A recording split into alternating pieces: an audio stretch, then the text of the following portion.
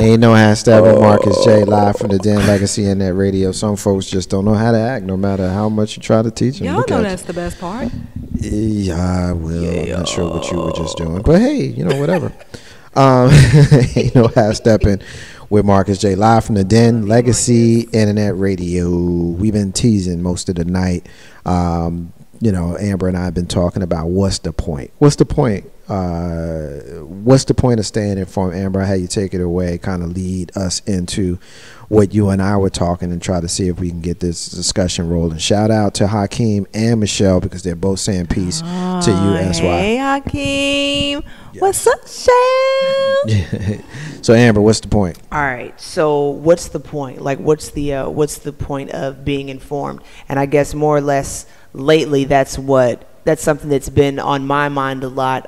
Just being on Facebook, and I think that we all know people that, you know, they'll share a news story or they'll share a picture or and I'm actually one of those people that reads past the headlines most of the time. I'll actually read the story. I'll actually go to the site and see if it's a satire site or not, and I'll actually go to a second, third, or even a fourth site, like, you know, to get information about whatever the subject matter is. And oftentimes I find that what the headline is or what's being broadcast out and, you know, force fed to people is not what's actually happening. And people are being given a distorted image of what's really happening. And it's frustrating to me as somebody that, I don't want to say that I know what's going on. I'll say that, you know, that I kind of look beneath the surface sometimes, and everything isn't always as cut and dry as it seems. And sometimes people are upset at the wrong thing, or they're looking at the wrong thing, or not taking the right thing into account, or not even knowing, you know, the other side of a situation. So it's frustrating to see, like, the repetition and just people constantly getting it wrong. Okay, and it gets to a point where even if you're trying to tell me something about something that's going on, and we're having an exchange or a debate about something that's happening, what's the point of being informed? What's the point of knowing what's going on in somebody else's reality? What's the point of knowing, you know, everything that we know? What is the point? Because, I mean, you know, like, to be oversaturated, just like Marcus J was saying earlier, and he was, you know, we were talking about being informed and reading the news and looking at the news. And, you know, I mean, like, I have my Al Jazeera on the phone, I have my CNN and all of that.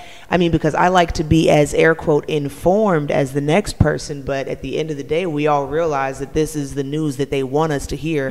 They're only going to tell us what they want us to know, and they're only going to show us how to get the places that they want us to go. So ultimately, we're reading what they want us to read, you know, I mean, and it got to a point to me where I had to take a step back from Facebook, because you can't change everybody's mind. You can't convince everybody that, you know, that they're being led astray, that they're being lied to, that they're being seasoned to, you know, like to almost to turn against it. And it's so obvious to me. It's so obvious to maybe to other people, and you can only communicate that sort of thing to like-minded people. And the vast majority of people are not like-minded. They're not willing to listen. They don't want to listen because it involves change, and change is uncomfortable. It's comfortable to keep your head down, to go underneath the radar, or to, you know, to unite with your people because of whatever, you know, because you have to belong somewhere. It's more comfortable to do that than to actually say, like, okay, I can understand why this group of people feels this way, but I can also understand this, and somewhere in the middle is my understanding of it. My understanding, you know, is what it is, and I can go on with, you know, and I can go on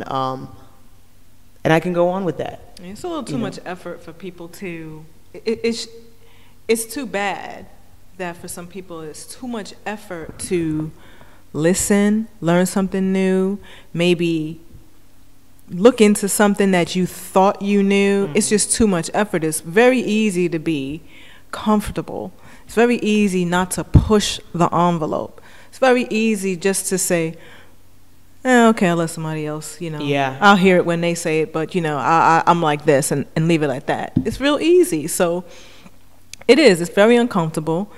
Yeah. Why be informed? I mean, it's just don't know. Well, when I think about why be informed, I understand the spirit of what you're saying, because it can become cumbersome, it can become frustrating, especially if you're someone who looks with a third eye, listens with a third ear, beyond the headline, beyond the constant noise of struggle and strife, beyond the constant pitting of one group against another group, the constant hypocrisy of touting ourselves as a country of tolerance, and still watching, you know, how gay people have to fight to get married, and how people of color have to fight for certain civil rights. You know, it's cumbersome, and it's frustrating to have to constantly go through hearing story after story after story. And then you get into the whole thing of, you know, I am a proud black man with oftentimes his fist in the air, who is very tolerant of people who do not fit that demographic, finding myself debating with proud white conservative men who find themselves debating with people like me. You know what I mean? And it shouldn't be a situation where we should have to debate.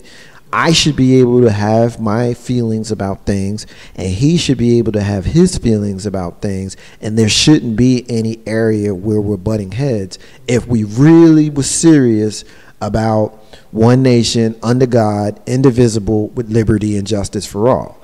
And so when you ask the question, what's the point of staying informed, you know, the frustrated part of me 100% agrees with why that question needs to be asked, because it's like, what's the point? Why go through educating myself about all of these things when it's not even going to freaking matter? No one's going to care. Everybody only wants to worry about what's important to them. No one cares about what's important to me. And what's the point?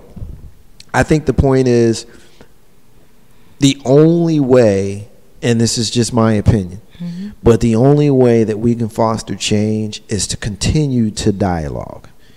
And there's no other way, because ramming your opinion down someone's throat is just not going to work. It's just not. It's not going to make me unblack. It's not going to make you ungay. It's not going to do anything other than allow us to continue being who we are. So you don't get to do that. However, if we continue to educate ourselves and learn about other people and learn about other people and their plights, hopefully that will foster some sort of understanding. You ain't got to agree with me, and you ain't got to like black people. You just don't, because I don't really care if you like me, and I would guess that the average black person doesn't care if you like them, but you're going to respect me. You know what I'm saying? And so when I say, what's the point of staying informed, I think you have to be informed, because you can't continue those discussions towards progress, even if you feel like you're on the treadmill of life in the discussion of progress. You can't continue the discussion without being informed. You have to know. Why? Why not? What difference does it make to the progression of us as a people, as a one world, one people,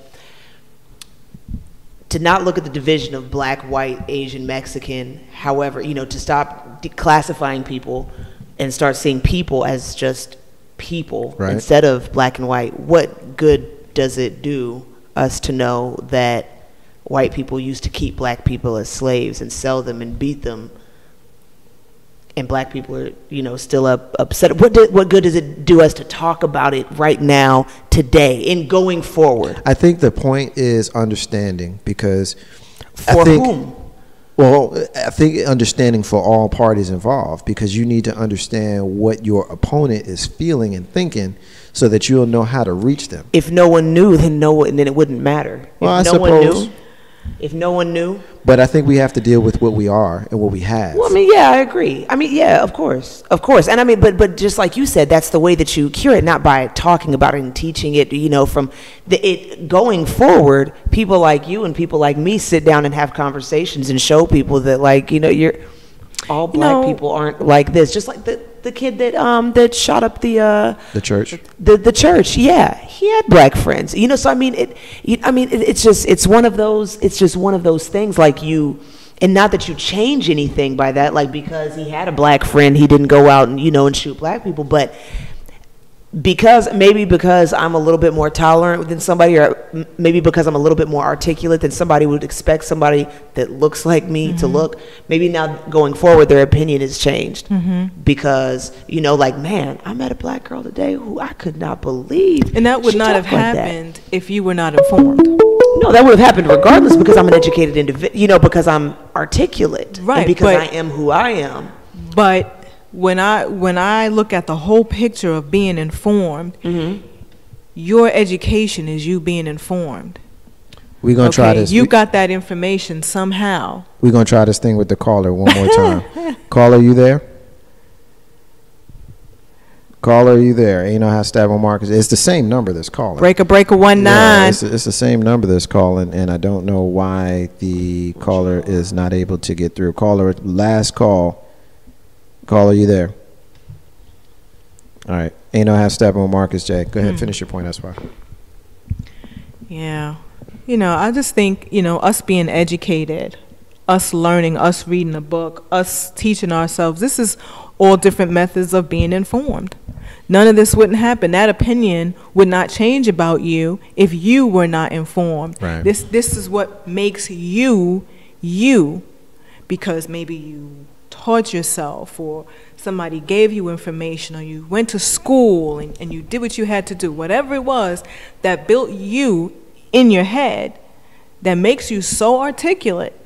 That person that changed their mind for somebody that looks like you to hear what comes out of your mouth, that changed their mind because you were informed. Well, yeah, and that's because of their preconceived notion. Because when you judge, I mean, then you're automatically, not automatically, but you know, you're bound to be wrong some of the times. But when it comes to like the perpetuation of certain stereotypes and whatnot, it's a lot of people think certain things about black people. And I know what people think when they look at me. I know exactly what people think. And they're wrong. Every single one of them is probably wrong. And I take pride in that. I take pride in, people like, oh my God, like I had no idea. I take pride in that. That's because you don't know. That's what but it's Let not me inform you. No, exactly. It's them. It's not me that's, but I mean, I understand, I understand where it all came from. I just think, as in order to move forward, you don't necessarily have, talking about it's like, or each one teach one. Yeah. Okay, so you're informed. Maybe you'll teach my granddaughter one day, or you'll see my granddaughter doing something and give her some information. Like, wow. Yeah. Okay, and she'll remember that. Some things they remember, and you keep passing on this good stuff, passing it on. If it happens to everybody, then we'll all see differently, we'll all feel differently, we'll all know differently, and it'll change the world. I doubt it's going to happen in my lifetime, but if it happens, that's a serious freaking plus. I can dig that, man. I agree with that. I mean, I think I understand the frustration of what's the point. And, before we take our next break, let me just make this point. Because we're going to lose our sister Amber here after this segment here. And I want to give her an opportunity to say peace to y'all. But, you hit on something for me, Amber, when you said, people check you out and they think some kind of way, and then they come to find out and they're usually wrong. And I go through that as well. I'll tell a very, very quick story. I remember when we were across the street in the old building, and I walked up and, I was looking at Mr. LP Steven Sykes' car. And in my full-time job, I deal with damaged cars. I'll just leave it at that. And his car had some damage on it, so I was looking at it. And this lady, I'd never seen her before, and I guess she'd never seen me before. And I was on the street. I hadn't even walked into the courtyard yet. And she's like, "You see something? What's going on? What are you doing?" And I looked at her. I was like, "You see something you like?" And she's like, "Huh?" I was like, "Well, you all in my business. What's going on?" She's like, "Well, I didn't recognize you." I said, "You don't need to recognize me." You know, who I am is none of your business. And what she was thinking was that I was out there casing the car, because that's what she said. You out there casing the car. I was like, ain't nobody casing the car. I said, the guy whose car that belongs to works for me. You want to go talk to him? Never mind, because it's none of your business. You know what I mean? Like, the look of me that day was enough for her to think that I was suspicious. So I certainly understand what that's like. But I think we need to have dialogue so that people on every single side of the turnbuckle, that's an old wrestling term, every single person knows that you can't judge a book by its cover. You can't look at me and just because you see a black dude looking inside of a car, I'm looking to steal it. Maybe it's my car. In this case, it belonged to the person that worked for me. It was just really none of her business. It just was none of her business. I guess she found herself as a neighborhood watch, but whatever. Amber, we know we're gonna lose you after this break. So, any final words before we let you go? Yeah, I'm just gonna say that I would have appreciated if that lady would have said something to you if you was out there by my truck that day. Like, get him out of there. What is he doing out there in the shadows? But no, I just wanted to thank you again for having me. I really appreciate, you having me and giving me this platform to come in here and ramble on for a couple hours. Once a month or so, it makes me feel heard. It makes me feel like I'm saying something. Well, I appreciate it. You bring a lot, and we appreciate you being here with us. You our sister. You always got a home here. Ain't no how Steppin with Marcus J live from the Den Legacy and that radio. We're gonna take another break, and when we come back, SY and yours truly, we're going to talk about the Dukes of Hazzard, Donald Trump, and we're going to talk about this dude who tried to blow up Muslims and something that President Obama did that some folks are going to love and some folks are going to hate. What else is new? Marcus J, Amber, and SY. Ain't no how Steppin with Marcus J. Be back in a few minutes.